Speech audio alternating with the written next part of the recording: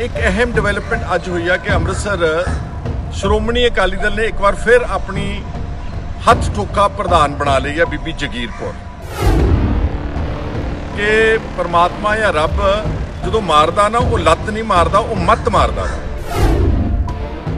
जिहड़ी कि एक टेंटेड लीडर है, जिहड़ी कि एक ना सिर्फ क्रिमिनल मुकदमिਆਂ ਵਿੱਚ ਉਹਨੂੰ सज़ा हुई, आम जनता भी कहेगी कि यार इस तरह की औरत को प्रधान बनाता श्रोमणी गुरुद्वारा प्रबंधक कमेटी। कहते ने कि रब बंदे नूं लत नहीं मारदा, रब बंदे दी मत मारदा।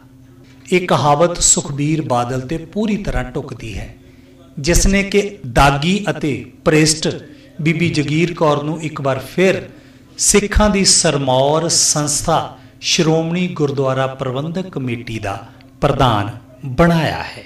सुखपाल सिंह खैरा हमेशा बीबी जगीर कौर के राजनीतिक विरोधी रहे ने और आए दिन उन्होंने उपर तरह तरह की बयानबाजी और उन्होंने उपर तरह तरह के जिहड़े इल्जाम है वो लाउंदे आए ने। श्रोमणी गुरुद्वारा प्रबंधक कमेटी की प्रधान बनने तो बाद सुखपाल सिंह खैरा ने एक बार फिर इस मुद्दे नूं हवा दी है। उन्होंने की कहा, आओ सुनते हैं। एक अहम डिवेलपमेंट अज हुई है कि अमृतसर श्रोमणी अकाली दल ने एक बार फिर अपनी हथ ठोका प्रधान बना ली है बीबी जगीर कौर, रबर स्टैंप। और वो की कहते होंगे, सादी जी कहावत है सुखबीर बादल तो बड़ी ढुकनी है कि परमात्मा या रब जो मारदा ना वो लत नहीं मारदा, वो मत मारदा वा। मतलब 250 मैंबर्स ने SGPC के, बहुत उन्होंने चो कई अच्छे विद्वान साफ छवि वाले, वो सारिਆਂ ਨੂੰ ਛੱਡ के बीबी जगीर कौर जिहड़ी कि एक टेंटेड लीडर है, जिहड़ी कि एक ना सिर्फ क्रिमिनल मुकदमिਆਂ ਵਿੱਚ ਉਹਨੂੰ सज़ा हुई, बल्कि भ्रिष्टाचार के बड़े संगीन इल्जाम ਉਹਦੇ ਤੇ ऑन रिकॉर्ड ने। ठीक है, मेरी वो पोलिटिकल ओपोनेंट आ, मेरा ਉਹਨੂੰ कंडेम करना बनता वा, पर तत्थ ਜਿਹੜੇ इस तरह बोलते हैं ਜਿਹੜੇ कि आम जनता भी कहेगी कि यार इस तरह की औरत को प्रधान बनाता श्रोमणी गुरुद्वारा प्रबंधक कमेटी। हुणे ही आप 100 साल मना के हटे, साडे पुरखियां दी कुर्बानियां दे के जेलां कैदां कट के असीं SGPC उस वक्त होंद विच लिआंदी गुरुद्वारे महंतां तो आज़ाद कराए सीगे। इसलिए आज़ाद नहीं सी कराए कि असीं अपने हथ ठोक के उत्थे बनाईए, करप्ट बंदियां नूं बनाईए, जिन्हां दी छवि जिहड़ी है वो एक अपराधी छवि वाले लोकां नूं बनाईए। और मैं दो तुहानूं इंस्टेंसिस देण लग्या जिहड़ी मैं कदी भी बिना किसी तत्थां तो गल करना मुनासिब नहीं समझदा, जिथों साफ स्पष्ट हो जाएगा कि सुखबीर सिंह बादल ने जिहड़ी ये अपॉइंटमेंट की है ये सरासर गलत। वैसे तो कुदरत बड़ी बेअंत है, पिछले काफ़ी अरसे तो इन्हां तो गलती करा रही है, क्योंकि जिहड़े अखौती अकाली अपने आप नूं कहंदे जिहड़े गुरु ग्रंथ साहब दे नहीं हो सके, जिहड़े बाइबल कलां दे कातलां नूं अज अपनी सरकार विच दागी पुलिस वालिआं नूं बचाउंदे रहे, उन्हां नूं कुदरत जिहड़ी आ उदां दी मत दिंदी आ कि उन्हां तों फिर कुदरत गलतियां कराउंदी आ। जिथे उन्होंने होर बाकी गलतियां की उन्होंने ये भी अज मैं समझदा कि वड्डी गलती कुदरत ने कराई है। ठीक है, आने वाला समा उन्होंने जिहड़ा है उहदा नतीजा भुगतना पवेगा। जिहड़ा हरप्रीत कतल केस सी जगीर कौर के खिलाफ, जो ये पिछली बार SGPC प्रेजिडेंट सी, उहदे विच तुहानूं याद है सारिआं नूं कि CBI की विशेष अदालत ने पटियाले विखे इहनूं उम्र कैद सुनाई सीगी और उस तो बाद उसने हाईकोर्ट में अपनी अपील की।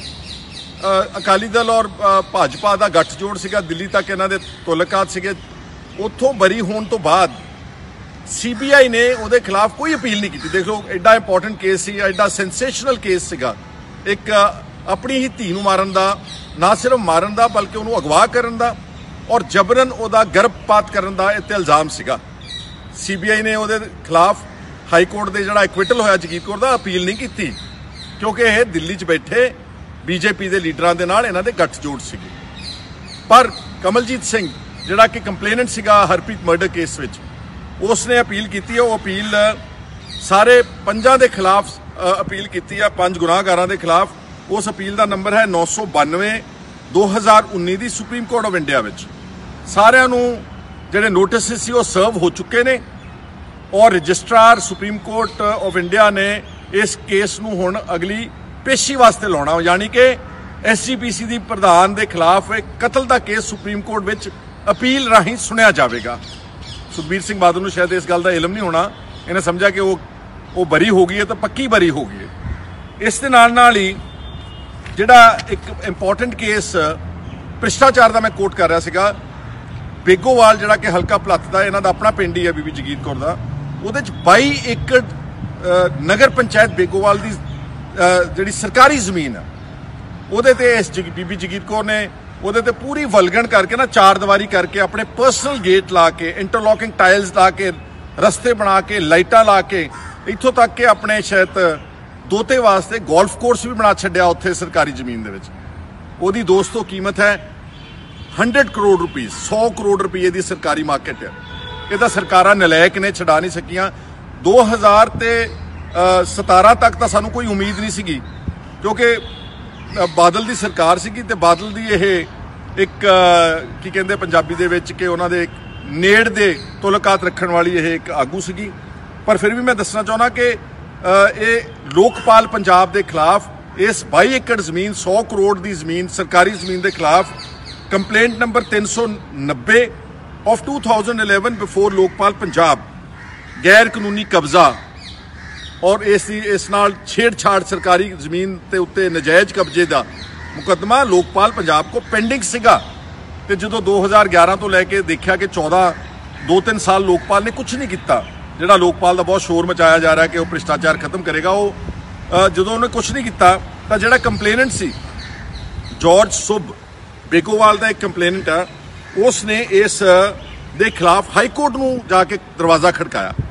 ਹਾਈ ਕੋਰਟ ਵਿੱਚ ਹੁਣ ਇਹ criminal writ petition CWP number 11646 of 2014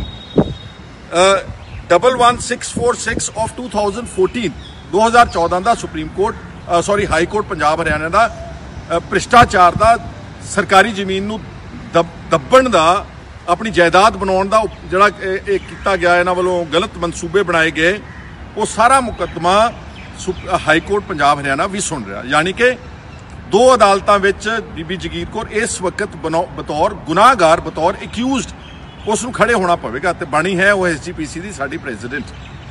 3.25 crore ਸਿੱਖਾਂ ਦੀ ਆਬਾਦੀ ਆ ਪੰਜਾਬ ਦੇ ਲੋਕਾਂ ਦੀ, ਆ ਗੁਰੂ ਨਾਨਕ ਨਾਮ ਲੇਵਾ ਦੁਨੀਆ ਦੇ ਵਿੱਚ।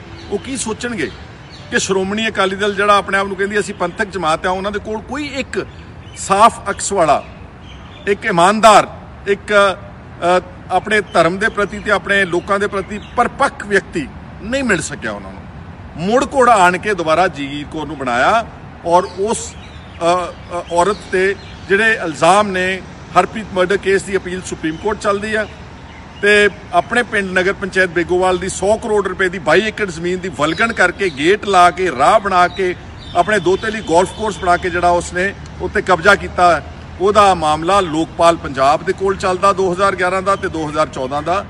ਹਾਈ ਕੋਰਟ ਪੰਜਾਬ ਹਰਿਆਣਾ ਵਿੱਚ ਜਿਹੜੇ ਨੰਬਰਸ ਮੈਂ ਤੁਹਾਨੂੰ ਸਾਰੇ ਲੈਜਿਟਿਮੇਟ ਦੇ ਦਿੱਤੇ ਨੇ, ਉਹਨਾਂ ਨੂੰ ਸੁਖਬੀਰ ਸਿੰਘ ਬਾਦਲ ਬਣਾ ਸਕਦੇ ਨੇ, ਕਿਉਂਕਿ ਉਹ ਪਰਚੀ ਦੇ ਰਾਹੀਂ ਪ੍ਰਧਾਨ ਕੱਢਦੇ ਨੇ।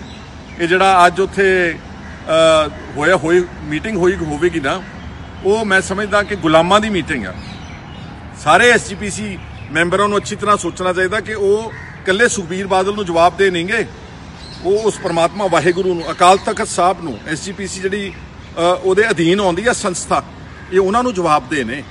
ਕਿਸ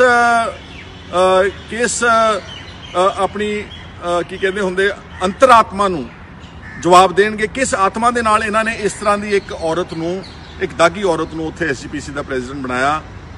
ਸੁਖਬੀਰ ਬਾਦਲ ਹੋਣਾ ਨੇ ਜਿਹੜਾ ਪਰਚੀ ਦਾ ਕਲਚਰ ਸੀ ਇੱਕ ਵਾਰ ਫਿਰ ਦੁਹਰਾਇਆ ਹੈ, ਤਾਈਓ ਉਹਨਾਂ ਨੂੰ ਮਾਰ ਪੈ ਰਹੀ ਸਿੱਖਾਂ ਦੇ ਕੋਲੋਂ, ਤਾਈਓ ਜੋ ਗੁਰੂ ਗ੍ਰੰਥ ਸਾਹਿਬ ਦੀ ਬੇਅਦਬੀਆਂ ਹੋਈਆਂ ਉਹ ਬਖਸ਼ੀਆਂ ਨਹੀਂ ਜਾ ਰਹੀਆਂ, ਤਾਈਓ ਜੋ ਬਾਈਬਲ ਕਲਾਂ ਵਿੱਚ ਗੋਲੀ ਕਾਂਡ ਹੋਇਆ, ਚਾਹੇ ਲੱਖ ਅਸਤੀਫੇ ਦੇ ਦੇਣ, ਚਾਹੇ ਲੱਖ ਗੱਠਜੋੜ ਦੇ ਦੇਣ, ਤੋੜ ਦੇਣ, ਪਰ ਲੋਕਾਂ ਦੀ ਕਚਹਿਰੀ ਵਿੱਚ ਅੱਜ ਵੀ ਬਾਦਲ ਦਾ ਪਰਿਵਾਰ ਇੱਕ ਗੁਨਾਹਗਾਰ ਪਰਿਵਾਰ ਵਜੋਂ ਖੜਾ ਵਾ। ਕਾਰਪੋਰੇਟ ਅਕਾਲੀ ਦਲ ਆ, ਅਕਾਲੀ ਦਲ ਨੂੰ ਛਿੱਕੇ ਤੇ ਟੰਗ ਦਿੱਤਾ। ਜਿਹੜੇ ਅਸੂਲਾਂ ਦੇ ਉੱਤੇ ਅਕਾਲੀ ਦਲ ਖੜਾ ਸੀਗਾ, ਜਿਹੜਾ ਘੱਟ ਗਿਣਤੀਆਂ ਦੀ ਹਿਫਾਜ਼ਤ ਕਰਦਾ ਸੀ, ਕਿਸਾਨਾਂ ਦੀ ਗੱਲ ਕਰਦਾ ਸੀ, ਜੋ ਵੱਧ ਅਧਿਕਾਰਾਂ ਦੀ ਗੱਲ ਕਰਦਾ ਸੀ, ਅਨੰਦਪੁਰ ਸਾਹਿਬ ਦੇ ਮਤੇ ਦੀ ਗੱਲ ਕਰਦਾ ਸੀ, ਉਹਨੂੰ ਸਭ ਨੂੰ ਤਲਾਂਜਲੀ ਦੇ ਚੁੱਕੇ ਨੇ, ਛਿੱਕੇ ਤੇ ਟੰਗ ਚੁੱਕੇ ਨੇ। ਤਾਈਓ ਅੱਜ ਮੇਰੇ ਵੀਰੋ, ਅੱਜ ਜਿਹੜਾ ਕਿਸਾਨ ਸੰਘਰਸ਼ ਆ ਨਾ, ਅਗਰ ਇਹ ਨਾਰਮਲ ਸਟੇਟ ਹੁੰਦੀ ਤਾਂ ਇਸ ਸੰਘਰਸ਼ ਦੀ ਅਗਵਾਈ ਸ਼੍ਰੋਮਣੀ ਅਕਾਲੀ ਦਲ, ਅਗਰ ਜੈਨੂਅਨ ਅਕਾਲੀ ਦਲ ਹੁੰਦਾ, ਅਕਾਲੀ ਦਲ ਨੇ ਕਰਨੀ ਸੀ, ਕਿਉਂਕਿ ਆਪੋਜੀਸ਼ਨ ਹੀ ਵਿਰੋਧ ਵਿੱਚ ਖੜ ਕੇ ਅਗਵਾਈ ਕਰਦੀ। ਔਰ ਰੀਜਨਲ ਪਾਰਟੀ ਸੀ, ਇੱਕ ਸੰਸਕਾਰੀ ਪੁਰਾਣੀ 100 ਸਾਲ ਪੁਰਾਣੀ ਸਾਡੀ ਪਾਰਟੀ ਸੀ, ਲੇਕਿਨ ਕਿਉਂਕਿ ਇਹਨਾਂ ਨੇ ਉਹਦਾ ਬੇੜਾ ਗਰਕ ਕਰ ਦਿੱਤਾ, ਉਸ ਨੂੰ ਇੱਕ ਟੱਬਰ ਦੀ ਪਾਰਟੀ ਬਣਾ ਦਿੱਤਾ, ਇਸ ਕਰਕੇ ਲੋਕਾਂ ਦਾ ਇਹਨਾਂ ਤੋਂ ਜਿਹੜਾ ਵਿਸ਼ਵਾਸ ਉਹ ਉੱਠ ਚੁੱਕਿਆ ਵਾ। ਤੇ ਆ ਜਿਹੜਾ ਅੱਜ ਇਹਨਾਂ ਨੇ ਨਿਯੁਕਤੀ ਕਰਾਈ ਆ ਆਪਣੀ ਇੱਕ ਹੱਥ ਠੋਕਾ ਜਾਂ ਰਬਰ ਸਟੈਂਪ ਦੁਬਾਰਾ SGPC ਦੇ ਉੱਤੇ ਥੋਪੀ ਆ, ਇਹਦਾ ਨਤੀਜਾ ਉਹਨਾਂ ਨੂੰ ਆਪ ਮਿਲ ਜਾ। ਵੈਸੇ ਤਾਂ ਸੋਸ਼ਲ ਮੀਡੀਆ ਤੇ ਅਗਰ ਸੁਖਬੀਰ ਸਿੰਘ ਬਾਦਲ ਜਾਂ ਹਰਸਿਮਰਤ ਕੌਰ ਬਾਦਲ ਕੋਲ ਸਮਾਂ ਹੋਵੇ ਤਾਂ ਬੀਬੀ ਜਗੀਰ ਕੌਰ ਦੇ ਅਪਾਇੰਟਮੈਂਟ ਦੇ ਥੱਲੇ ਜਿਹੜੇ ਕਮੈਂਟ ਹੁੰਦੇ ਨਾ, ਤੁਸੀਂ ਸਿਰਫ ਉਹ ਪੜ੍ਹ ਲਿਓ ਤਾਂ ਤੁਹਾਨੂੰ ਪਤਾ ਲੱਗ ਜਾਊਗਾ ਕਿ ਕਿੰਨਾ ਕੁ ਸਤਿਕਾਰ ਸਿੱਖ ਕੌਮ ਇਸ ਤਰ੍ਹਾਂ ਦੇ ਦਾਗੀ ਆਗੂਆਂ ਦੀ ਕਰਦੀ ਆ। ਇੱਛਾ ਬਾਕੀ ਉਹਨਾਂ ਦੀ ਆ, ਲੇਕਿਨ ਉਹ ਵਾਹਿਗੁਰੂ ਵੀ ਦੇਖ ਰਿਹਾ ਤੇ ਜਵਾਬ ਆਪਾਂ ਸਭ ਨੇ ਉਸ ਨੂੰ ਵੀ ਦੇਣਾ। ਇਸ ਮੁੱਦੇ ਦੇ ਤੁਹਾਡੇ ਨਾਲ ਚਰਚਾ ਕਰਨੀ ਸੀ। ਅਗਰ ਠੀਕ ਲੱਗੇ ਵਿਚਾਰ ਤਾਂ ਇਸ ਨੂੰ ਸ਼ੇਅਰ ਵੀ ਕਰਨਾ ਤੇ ਦੁਬਾਰਾ ਫਿਰ ਮੈਂ ਆਪਣੇ ਸਤਿਕਾਰਯੋਗ ਕਿਸਾਨ ਜਥੇਬੰਦੀਆਂ ਤੇ ਕਰ ਰਹੇ ਯੋਧਿਆਂ ਦਾ ਬਹੁਤ ਬਹੁਤ ਧੰਨਵਾਦ ਕਰਦਾ। ਬਹੁਤ ਸ਼ੁਕਰੀਆ। ਵਾਹਿਗੁਰੂ ਜੀ ਕਾ ਖਾਲਸਾ, ਵਾਹਿਗੁਰੂ ਜੀ ਕੀ ਫਤਿਹ। ਮੈਂ ਆਪਣੇ ਇਹ ਮੋਢਿਆਂ ਤੇ ਗੋਡਿਆਂ ਤੋਂ ਬਹੁਤ ਦੁਖੀ ਸੀ। ਮੇਰੇ ਲਈ ਤਾਂ ਤੁਰਨਾ ਫਿਰਨਾ ਵੀ ਇੰਨਾ ਔਖਾ ਹੋਇਆ ਸੀ, ਮੈਂ ਦੱਸ ਵੀ ਨਹੀਂ ਸਕਦਾ। ਪਰ ਜਦ ਤੋਂ ਮੈਨੂੰ ਫੀ ਰਿਲੀਫ ਮਿਲਿਆ 2.5-3 ਮਹੀਨੇ ਇਸਤੇਮਾਲ ਕਰਨ ਤੋਂ ਬਾਅਦ ਗੋਡੇ ਵੀ ਓਕੇ, ਮੋਢੇ ਵੀ ਓਕੇ। ਜੇ ਤੁਸੀਂ ਵੀ ਕਿਸੇ ਇਸ ਤਰ੍ਹਾਂ ਦੀ ਬਿਮਾਰੀ ਤੋਂ ਪਰੇਸ਼ਾਨ ਹੋ तो बेझिझक होकर इसको इस्तेमाल करो। सिर्फ 2.5-3 महीने ये 125 बीमारियां तक का इलाज कर सकता है। फी रिलीफ हमेशा याद रखो। बस कुछ दिनों तो मैनू बालों की बड़ी समस्या सी, मेरे बाल झड़ने शुरू हो गए सी। मैनू मेरे दोस्त ने ऑयल फी रिलीफ वाले दसिया। मैं ये तेल 3 महीने लाना अपने सिर ते अप्लाई किया। ये बिल्कुल आयुर्वैदिक तेल है, इसका कोई साइड इफेक्ट नहीं है। तो मेरे बाल ਜਿਹੜੇ ਗੰਜਪਣ ਪੈਣਾ ਸ਼ੁਰੂ ਹੋ ਗਿਆ ਸੀ ਉਹ ਦੁਬਾਰਾ ਆਉਣ ਲੱਗ ਗਏ ਤੇ ਮੈਨੂੰ ਤਾਂ ਬੜਾ ਫਾਇਦਾ ਦਿੱਤਾ ਇਸ ਨੇ। ਜੇ ਤੁਹਾਨੂੰ ਵੀ ਕਿਸੇ ਇਸ ਤਰ੍ਹਾਂ ਦੀ ਪ੍ਰੋਬਲਮ ਦਾ ਤੁਸੀਂ ਸਾਹਮਣਾ ਕਰ ਰਹੇ ਹੋ ਤਾਂ ਇਹ ਤੇਲ ਲਾਣਾ ਨਾ ਭੁੱਲੋ।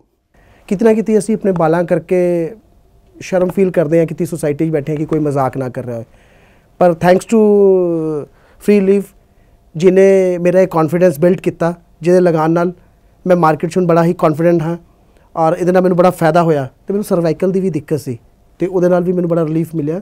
ਇਹ ਯੂਜ਼ ਕਰੋ ਤੇ ਮੈਂ ਪ੍ਰੈਕਟੀਕਲ ਯੂਜ਼ ਕਰ ਰਿਹਾ।